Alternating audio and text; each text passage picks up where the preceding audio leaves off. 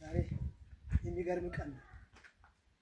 እዚህ ቦታ ያሉ ክርስቲያኖች የቤተ ክርስቲያኑ ግንባታ ስራ አሁን እንደምታዩት በዚህ ደረጃ ላይ ከደረሰ በኋላ በገንዘብ አቅም ማነስ ምክንያት ኮንትራክተሩም ያው ያለውን ሂሳብ ከ1.2 ሚሊዮን ብር በላይ በየጊዜው ሲቀበል እሱ አለቀ። ሌሎች ስራዎች ቢኖሩም ሲረዱ የነበሩ ሰዎች አቅም አንሷቸው ስራ ቆሞ በነበረበትና በጉልበት የተለያየ ነገር ሲደክሙ የነበሩ የአካባቢ ተወላጆች ተስፋ ቆርጠው በነበረበት እናንተን የመሰሉ እነዚህን የመሳሰሉ ወንድሞች እግዚአብሔር ሰጥቶናል።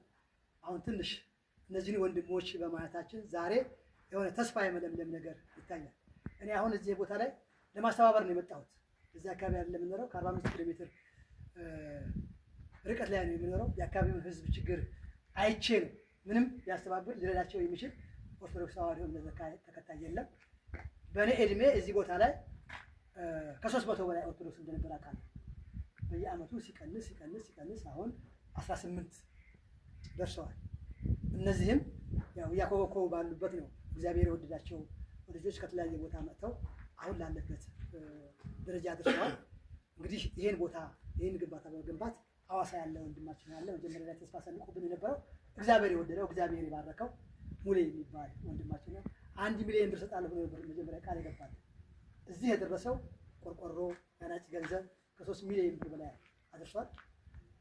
ድሬዳዋ ላይ እግዚአብሔር እንደዚሁ የባረካቸው ወንድሞች የተለያዩ አካባቢ የጉራጌ ተወላጆች ሌላው እግዚአብሔር የወደደው ወደ 1 ሚሊዮን ብር ልከውልናል።